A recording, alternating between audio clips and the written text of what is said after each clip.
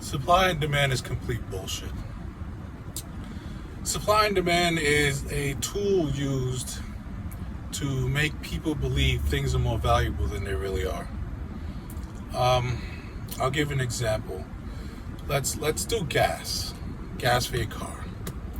Recently, if you remember, there was a hack in a pipeline, and the gas company couldn't get the gas to its customers the way they normally would. So people ran out. They went nuts. They were even putting gas into plastic bags. I'm not sure what the hell that was about. But they went nuts. Now people would say, okay, well, there's your demand. People went out and went crazy and bought gas, and that raised the price of gas. Okay, fine. So the company couldn't provide the gas, decided to raise the price. Okay, yeah, who's really controlling supply and demand there? In the summertime, gas prices go up because a lot more people are traveling. They're going on road trips. They're headed to the beach, headed to the park, camp, whatever. So gas prices go up. So there's more of a demand for the gas, so the gas price goes up, right? Okay, so let me get this straight. Let me get this perfectly straight. So when the company can't provide its product, the price goes up. And when it can provide its product, the price goes up.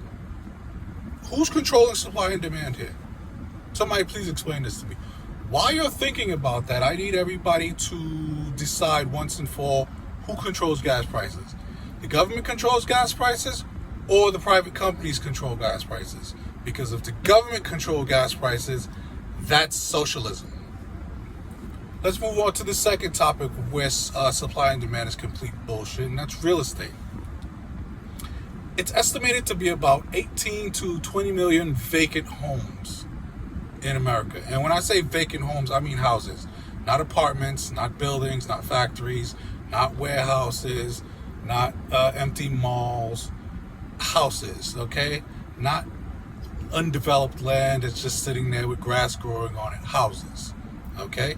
Now, I've been having conversations with people online who keep trying to convince me that real estate is limited.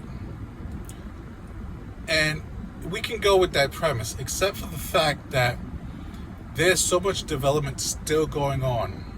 I mean, you can look at Florida, you can look at New Jersey, you can look at Texas, you can look at Michigan. There's development still going on. And I'm not talking about tearing down old shit that's raggedy and broken down. I'm talking about developing on land that's never been touched. For those of you who are watching and you know me, you know where I grew up, Far Rockaway, you'll understand exactly what I'm talking about, because as a kid, I think we all remember all that empty land that was nothing but grass and bushes growing over shit, and it was never touched for decades. You look at Far Rockaway now, and what a change. Unbelievable. Unbelievable. New York is literal proof that when it comes to real estate, sky's the limit. Sky is the limit. But we can go with the premise that real estate is limited. No, we really can't. Because that means once we hit a certain population, those people are asked out because they're just automatically homeless. Supply and demand does not exist. Because if supply and demand did exist, I think a lot more people would demand to live closer to where they worked. I would. Who the hell wants to commute for 2 hours? And somebody's gonna, well, people want to live in the suburbs even if they work in the city. This is another bullshit lie you've been told about real estate.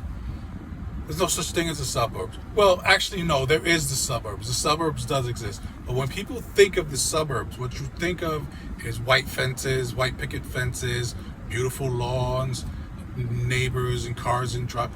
No, the suburb is very simply the outlined area of a major city. So if you grew up in Flatbush, Brooklyn, or you grew up in one of the outer areas of Detroit City, you grew up in the suburbs. Okay, again, I'm born, raised in Far Rockaway. Technically, if you grew up with me, we grew up in the suburbs. Because the suburbs is just the outlying area of a major city. New York is that major city.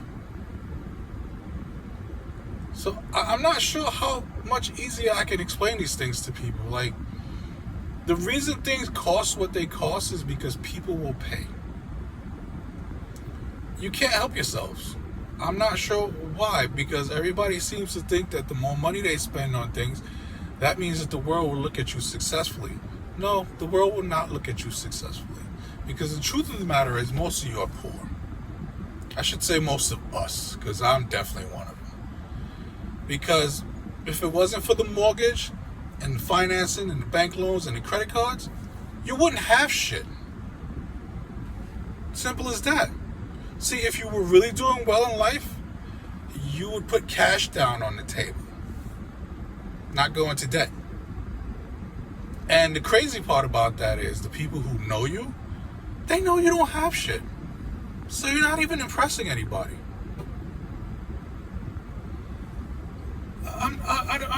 These videos, really, I hate to do these videos because it's annoying. Because you have to understand that you're the reason the world is. And when I say you, I mean you as the collective whole, not you individually. I mean everybody as the unit. It's as simple as that. Supply and demand? Give me a break. If everybody stopped buying Jordans tomorrow, and I'm going to pick on Jordan. If everyone stopped buying Jordans tomorrow, one of two things would happen. Either you drop your prices so that people could buy it, or you go out of business. You don't believe me? Let's try that experiment. That's a social experiment for everybody. You can leave comments on what company we should pick on. And pick one company, just one company. Stop buying their products and everything associated with it. See what happens. Either you drop your prices or you go out of business. And forcing them to do that would make other companies drop their prices. That's true competition. Because I also did a video where I showed that competition is complete bullshit. It doesn't exist. Because you guys aren't making it exist. I'm not sure what to tell you, ladies and gentlemen.